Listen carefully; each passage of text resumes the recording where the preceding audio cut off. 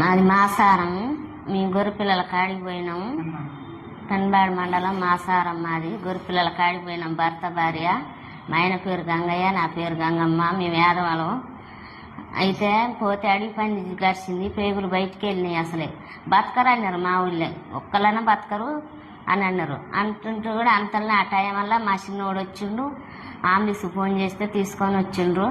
సూర్యాపేట వచ్చినాం మేము హాస్పిటల్కు. అమర్నాథ్ హాస్పిటల్ ఆనిస మేడము సూర్యాపేట అమర్నాథ్ హాస్పిటల్ చేర్చుకుని మమ్మల్ని చేసుకొని దయ వల్ల మంచిగా ట్రీట్మెంట్ రాగానే చూసింది. ట్రీట్మెంట్ కూడా నా వల్ల అవుతుంది. నేను హైదరాబాద్ పోనీయను, అంత దూరం పోనీయను, అవసరం లేదు, నేను చూస్తా అన్నది మేడం.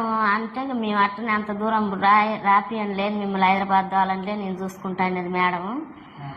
ఆ దయ వల్ల మా ఆయనని అందరూ ఆర్చుకుర్రు. ఆఫీసులో మంచిగా సెట్ అయింది. ఈ ఆటికి 14 రోజులు మేము వచ్చి మేడం పంపించింది. మళ్ళీ ఈ రోజు కుట్లు ఇప్పించుకునేందుకు వచ్చినాము. ఆమె దయ వల్ల నా భర్త అయినా చల్లగా ఉండు, మంచిగా పట్టించుకోరు. మేడాలైనా, కాంపౌండర్లు అయినా, డాక్టర్లు అయినా అందరూ అందుబాటులో చూసుకోరు మమ్మల్ని. దయ వల్ల మంచిగా మా ఆయనని బతికించి మాది పెన్బాడు మండలం మాసారం యాదవరం. మేము ఎంత లావు కష్టం వచ్చినా నేను చూసుకుంటా అనేది మేడం సమాజ తేటగా చేసింది, బతికిచ్చింది, మమ్మల్ని దోలింది మాసారం. ఆమె దయ వల్ల మమ్మల్ని హైదరాబాద్ పోకుంటే ఇక్కడనే సర్జరీ చేసింది. అనిస మేడం దయ వల్ల మమ్మల్ని తక్కువ ఖర్చు పెట్టించుకొని కూడా మంచిగా ఆర్చుకుంది. అక్కడికి పోకుండా ఆమె దయ వల్ల మాకు అన్ని తక్కువనే చేసింది. మంచిగా చూస్తుంది, ట్రీట్మెంట్ మంచిగా నడుపుతుంది.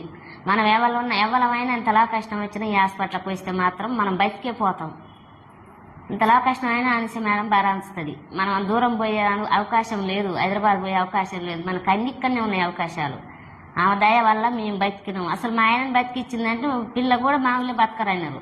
అసలు పేషెంట్ని బతికిచ్చింది ఆమె చేయి వల్ల, ఆమె దయ వల్ల మన ఖర్చు కూడా కనిపెట్టేస్తుంది.